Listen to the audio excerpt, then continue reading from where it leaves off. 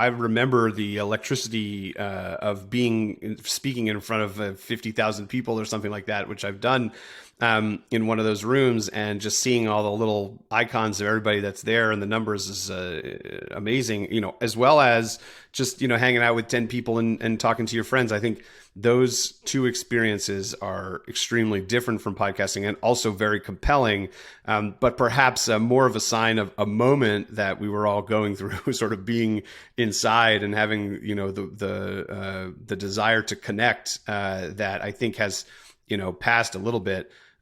Even if there's longevity to the app, I think it's certainly not going to be taking over podcasting anytime soon.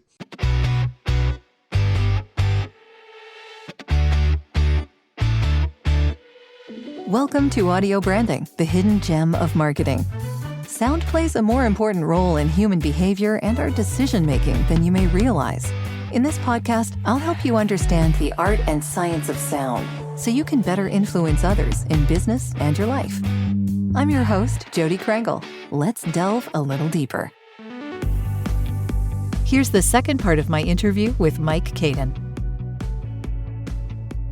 I'm curious about something more. I'm wondering which genres of podcasts tend to make the most amount of money for the advertisers that you have on your platform. Yeah, the answer to that is golf. Golf podcasts really? make the most money on RedCircle. Okay. I think it's a combination of like expensive equipment and then like rich people listening that make those attractive for multiple different types of advertisers. What I will also say is that advertising, as powerful as it is as a revenue generator, if you look at the podcasts that are making the most money per download, in other words, the most money for their audience size, those are actually the shows that monetize with listener payments, where they collect a couple bucks from their fans. And so, the whole like 100 or 1,000 true fans idea, where if you can collect $5 a month from 1,000 fans, you can live off that. And that, I think, is the ultimate way to monetize if you can create compelling content that people are willing to pay for. On the other hand, for advertising, I think technology podcasts, investing podcasts, folks that have either business leaders and decision makers listening, or in general just sort of more affluent listeners. That said, a lot of advertisers are interested in household decision makers, and those tend to be moms. And for better or for worse, we don't have to get into the politics of that, but that's the reality that we live in. And so a lot of sort of content oriented towards millennial women tends to monetize very well. So that's true crime, which for whatever reason tends to be like 90% women. And sort of more mindfulness and spirituality shows, things like that can be targets for advertisers that are looking to talk to these folks. But the like big brands that you see on television that are been around advertising to moms for years and years, they really haven't penetrated down into podcasting very much. Because despite the industry overall arriving at a $1.4 billion in advertising spend this year, that's still, relatively small potatoes relative to all the other digital and non-digital forms of advertising. And so, if you really want to move the needle and your bounty, you're going to look to TV, you're going to look to digital forms of advertising where you can deploy larger amounts of spend more easily. Platforms like ours, more programmatic advertising that's emerging into podcasting should make it more easier for brands to deploy large volumes of funds into the space as it grows. Yeah, I can't remember where I saw this, but I did hear a report that for the first time in like forever, television is actually less popular than streaming media. Yeah, that's quite something. What's happening up there is truly crazy, and the growth in podcasting has been amazing, but the growth in connected television, OTT television advertising has been even faster and is a larger industry. A lot of the technologies that enable that around attribution to help brands understand whether their dollars are being well spent overlap with podcasting, where the call to action is not a click through, or you can measure things super easily. It's a more complex story than that. And a lot of the technology that's been developed in both of these markets overlap and help it make it possible for advertisers to measure and understand their campaigns without, where somebody might hear a podcast today on their iPhone and then buy it 3 days later on their laptop. This is kind of a complicated problem to solve that a lot of technology has emerged to help with, thanks to all the interest in connected television. Yeah, it's just fascinating to see where it's all going. For podcasts, how do you think it's going to be made easier for people to do those direct purchases? Is there a possibility for that to happen when this is all audio? Yes, but no. I mean, I think there's ways to make it Yeah. easier. For example, one of the features that we've been looking to pursue is to automatically put the, URL with the promo code in the episode's notes, which we don't do automatically right now. That can help a little bit. I think Spotify has some proprietary stuff where they can put a banner ad up in the app while a podcast ad is playing. These will help to give a better picture and can maybe make it easier for listeners who do want to make a purchase. But, I don't know about you, but when I'm listening to podcasts, I'm doing the dishes, I'm taking out the trash, Everything but this only past concentrating. Weekend, I stained my deck, which took way too long, and I'll save you that story, but it was no fun. But I probably listened to 10 hours of podcasts while I was doing it. And, when my hands are dirty or busy, I'm not trying to take the phone out. That's the point. So I think in the end of the day, we can make it easier for listeners, but one of the things that makes audio so powerful, as we described in the beginning of this chat, is your ability to recall and its influence kind of in the back of your mind, not the front. And so in the end of the day, I think that's what most advertisers are after, as easy as it would be to measure things directly. I think the technology has emerged to make it possible to know that your dollars are well spent without knowing, hey, this specific listener heard this specific ad at this date and time on this specific show. And we can just know, hey, this person came from podcasting, and overall I put $2 into podcasting and $4 came out. I think most advertisers are good with that. And all the stuff that's been happening, changes in iOS and cookieless world that is coming in the future. I think advertisers in general are just going to have to get more used to the idea that they're not going to get end-to-end, perfect tracking of every listener, which is good for our privacy. But they are going to have the tools to know that their dollars are well spent, and that should be good enough. Very good point. Yeah. And I, for one, am happy with a cookieless world. Although, chocolate chips, I mean, come on, but beyond that, I think our security and our privacy has actually been compromised in a lot of ways over the years, and we've just learned to accept it. And I think there are ways that we can claw back at that a little bit, like you say. So yeah, I'm sure lots coming down the pike. Yeah. And, look, Apple making those privacy changes in the iPhone was a big step. I think it's important for everybody to understand that's a huge, $1 trillion plus multinational corporation.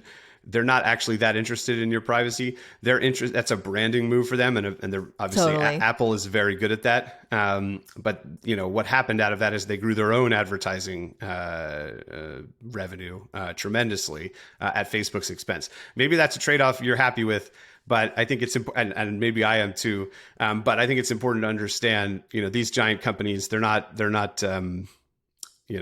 here for our interests. They're here for theirs. Yeah, totally. Yeah. But, even if Facebook decided to follow suit, I don't think that would be a bad thing. No, not at all. Yeah. And as an advertising in podcasting business leader, what it does is if all the advertising in other media becomes harder, it's good for podcasting, because that's been one of the reasons why people have held back from podcasting is, it's hard to track. We don't know exactly where the dollars are going. Well, if that becomes true everywhere, then podcasting gets elevated to a level playing field. So true. Yeah, very much so. So that'll be good for podcasters. And good for your network as well, I'm assuming. Yeah, I mean, I like I said, I chose this thing because I just became obsessed with it by accident. But luckily, I chose an interesting and growing market for the business, which is great. Makes Very things true. easier, Yeah. that's for sure. Are you looking for ways to improve your company's or podcast's impact? You'd be surprised how powerful the use of an intentional audio branding strategy can be. Want to know more? I have a free downloadable PDF that gives you my 5 tips for implementing an intentional audio strategy at voiceoversandvocals.com/audio-branding-strategy. That location does ask to put you on a mailing list, just to send you updates on when the new podcasts come out. But if you really don't want to give your email out, I understand. Just contact me directly. My email is all over my website, and I'll make sure you get that PDF without needing to sign up anywhere. If you do sign up, though, you also get access to a resources section called The Studio, where I have videos, white papers, and PDFs, discounts from my guests, and snippets of audio from my guests that no one else gets to hear. So maybe it's worth your while. Totally up to you. And of course, if you're looking for voiceovers, you can get in touch with me about that too. Now, back to the podcast.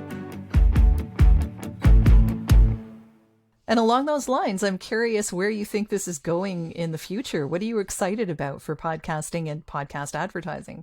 Yeah, I mean, I think we just went through something as many businesses and categories of businesses have done during the pandemic where, there were a bunch of major shifts that happened. A ton of new podcasts got created, like a million, many millions actually. The total number of podcasts ever created increased by multiples over the last 2 years. And podcasting is, 15, 20 years old, almost 20. And so, that's amazing. A bunch of new creators enter the space. A lot of them churned out. A lot of them didn't stick with it. A lot of them, developed it as a hobby. Their friends were doing it or whatever. And so now I think we're in a new space where sort of the casual podcasters have come through, and now it's time to sort of roll our sleeves up and get back to work again. And those of us who are committed to it are going to continue to work and grow at it. The other thing that's amazing that has happened over the last couple of years is that, right in the beginning of the pandemic, we all were inside, many of us afraid and like what's going on in this world.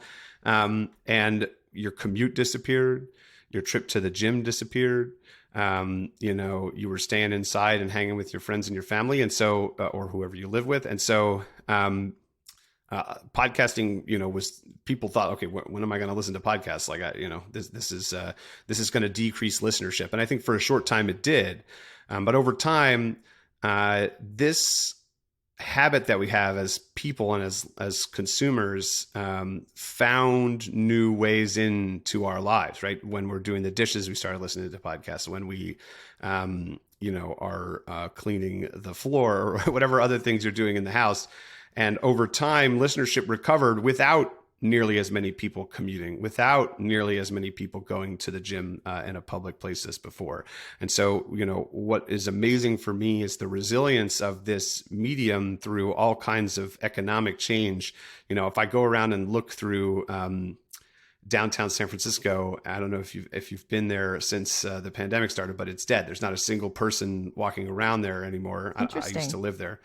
Nobody's going to the office, right? And that was I used to bike to and from my office every day and get 50 minutes of podcast listening there and back.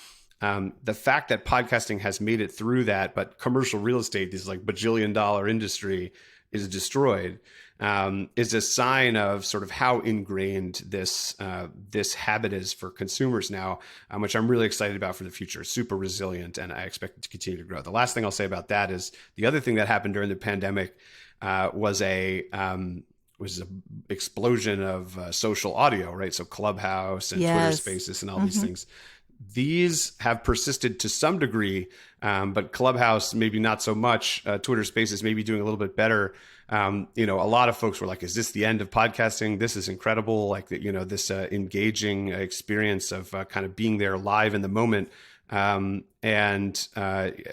it turns out, RedCircle was actually out raising money at the time, and all the VCs that we were talking to were saying, "Hey, is podcasting over? Is like Clubhouse going to take over?" And my answer to that was like, no. I mean, this thing is 15 years old as it is, and there's 40% of American adults listening to a podcast every month. this thing isn't going anywhere. And, over the last couple of years, I think that's played out in terms of continued growth in podcasting and a sharp decline in how many folks are using social audio. Yeah, I don't think that Clubhouse may be the final form of that, or Twitter Spaces. And I think Twitter has actually devalued showing spaces at this point. So they're not even really promoting it as much as they were. I'm still on Clubhouse, and I have weekly discussions on Wednesdays at 2 p.m. Eastern all about the power of sound. But I do that as an addendum to my podcast, because my podcast is released on the same morning. So it's released on Wednesday mornings, and I have the Clubhouse discussion later on. And we talk about sometimes what I was talking about in the podcast, and sometimes just other things having to do with sound. And I think that the interest is still there. And Clubhouse is, I think they're retaining the people who are the diehard fans. Right. They're still there. I think the people that were testing it out and playing around with it, I think, are going elsewhere. And there's not one format that's perfect for everybody. So I think that's just fine. But I don't think that it was ever meant to take over podcasts. I think it was meant to be another addition to, or a way for people to connect on a one-to-one basis in the real time, as opposed to listening to a podcast, which is a very passive medium. Right. Right? Like the whole point of that's why it's hard to know who's listening, because no one's going to talk to you. Right. Yeah, I agree with you completely. I think it's, I don't mean to say that social audio is not amazing. I mean, I remember the electricity of speaking in front of 50,000 people or something like that, which I've done in one of those rooms, and just seeing all the little icons of everybody that's there and the numbers is amazing, as well as just, hanging out with 10 people and talking to your friends. I think those two experiences are extremely different from podcasting, and also very compelling, but perhaps more of a sign of a moment that we were all going through, sort of being inside and having, the desire to connect, that I think has, passed a little bit. Even if there's longevity to the app, I think it's certainly not going to be taking over podcasting anytime soon. Oh, no. And I'm not sure. In fact, I'm pretty positive that's not really what they had in mind in the first place. Right. Yeah. So yeah, I think it's a great addendum to having a podcast. If you want to have a discussion with your audience after the podcast airs, and you want to compel people to participate, then I think it's a great medium for that. And also, I think that over the pandemic especially, and maybe this has to do with the rise of podcasts as well, having doubled, tripled the amount of podcasts that are out there in the last couple of years, we need that human connection that the voice provides. And voice is a very powerful thing. So I talk about the power of sound here, but the power of voice as a power of sound is a power of connection. And so people listening to someone's voice on a podcast can be very powerful, and having a discussion with someone can be very powerful, because you hear that authenticity in the voice that you're listening to and communicating with. So yeah, there's a lot to it. Yeah. And I think a lot of podcasters, when they first hear from their audience, that can be a really powerful experience for them as well. And so podcasters that set up like voicemails where their listeners can call in and leave a voicemail. There's a couple different apps and plugins that you could use on your website where listeners can come and record something and send it back to you. There's a movement, a collection of nerds, I like to call them, and I mean that in a good way, who are putting together an extension to podcasts RSS feeds, which are the technology behind distribution for podcasts that allow for listeners to send essentially Bitcoin in real time to the host of a podcast, along with a little message, and it gives you an opportunity to sort of, say something or get into the host mind. A lot of times the host will read them on the air as well. And so, there's lots of ways to connect with the community that are not a real-time conversation, but are a nice way for hosts both to like learn and connect with their audience, and then also to keep the audience engaged, because, it's sort of similar to like a radio show where you call in and make a request. Keeping people listening and engaged to the show through their own interactions is another powerful way to retain your audience and help grow the show. Yeah, definitely. I have something like this set up on my own podcast called Witlingo. So I have a Witlingo audio station, and people can leave me voice messages that way. And I love to feature, podcast reviews on my actual podcast and just have them say it in their own voice. Yeah.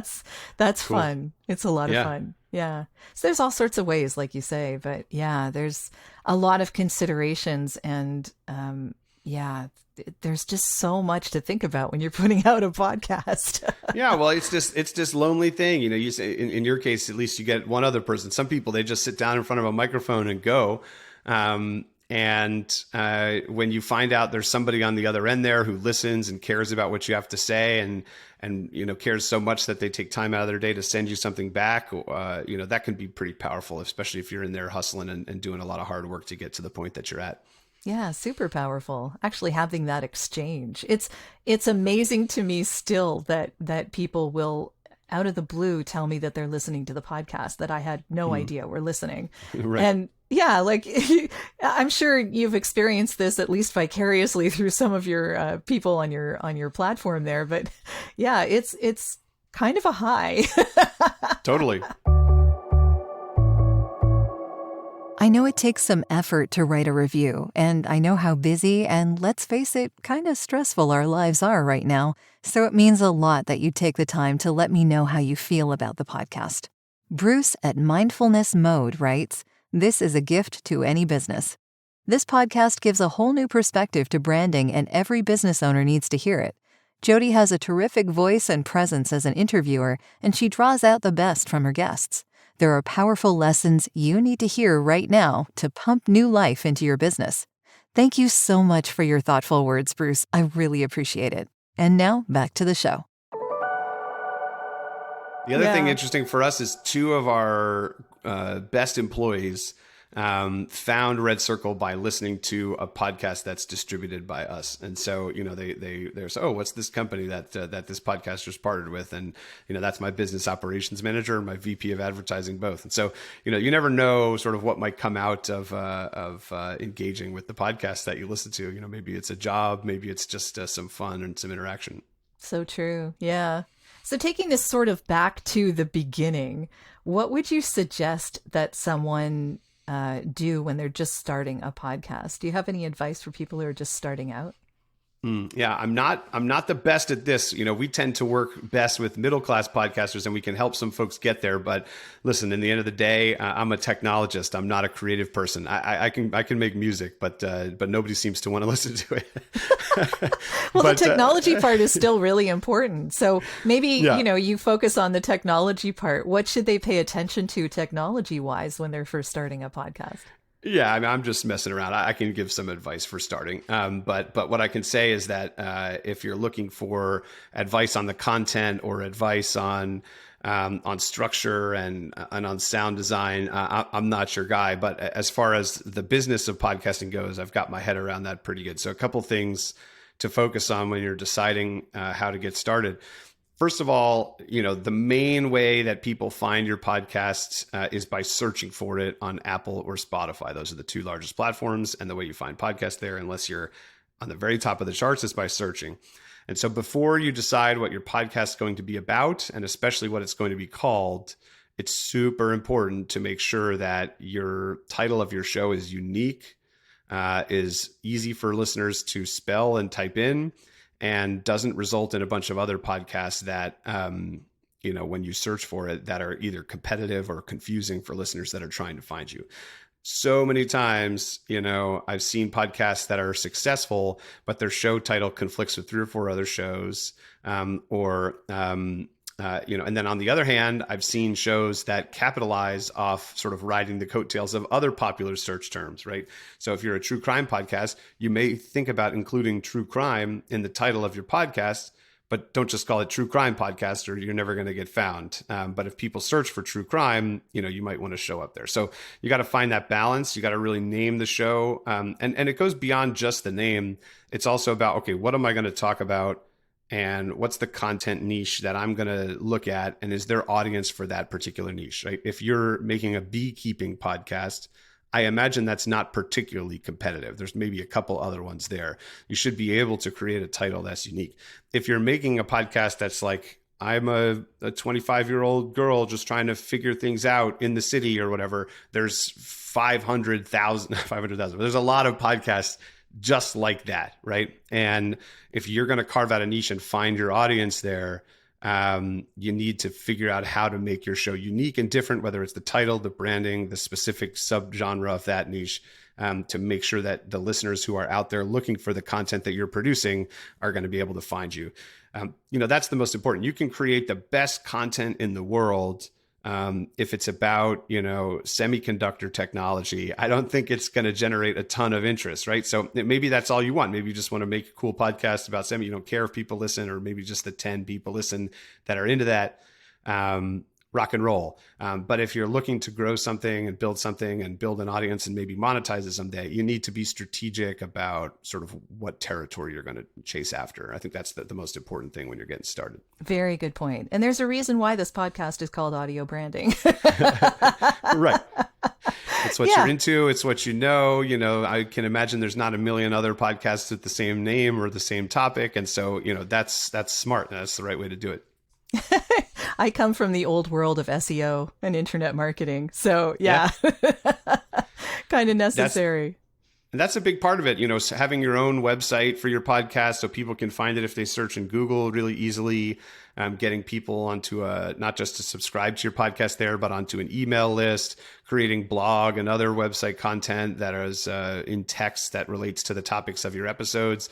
These things, just like any other website or web property, that can be another, great avenue for growth is focusing on SEO and trying to get some of that Google juice. Google juice. Yeah. I love how you put that. Okay. So just before we're kind of coming to the end here, but I wanted to, before we come to the end, I want to ask you what you're working on now that you might want to talk about. Sure. The next release that we're about to put out, which we haven't fully announced, so I'll save all the details for, is designed to help podcasters who are looking to run advertising that is not coming from RedCircle. So, for a long time, we didn't build any tools or tooling to allow podcasters to run their own ads because it didn't make us any money. But as we've grown and the industry have grown, we've got some podcasts that are making significant dollars through us, but they might find an ad, maybe somebody reaches out to them directly, or maybe they find an ad some other means. We don't want to hold them back from being able to run those themselves. And so we have some cool new stuff that's coming out in that domain in the future. And then on the advertising side, we've got all this amazing automation, targeting, reporting, all this kind of good stuff. One of the things we want to work on next is called, frequency cap and flighting. Essentially right now, we don't have frequency caps on the advertising side of the platform. Most listeners in a typical 1 month campaign that we run will hear an ad 4 or 5 times, but there's an outlier of somebody that's going to hear it 50 times, and that's money wasted for that advertiser. And so we're working on some stuff for that. Really exciting. Yeah. I'm looking forward to seeing where all of this goes for you. So I wish you every success with it. Yeah. I appreciate it. And how can people get in touch with you if they'd like to learn more? Yeah, you can just visit our website. It's redcircle.com. If you're an advertiser, you can sign up there. If you're a podcaster, you can sign up there. If you want to connect with me, the easiest way to do that's on Twitter. My handle's just my first initial M and my last name, Kadin, Kadin, Mkadin. Wonderful. Well, thank you so much, Mike. This has been a real pleasure. Yeah, same here. Thanks for the conversation. This was fun. Thanks for having me on. Thanks. Well, that's the end of this episode. Thanks for listening. And if you like what you heard, why not tell a friend about this podcast? It's available in all the usual locations. Until next time.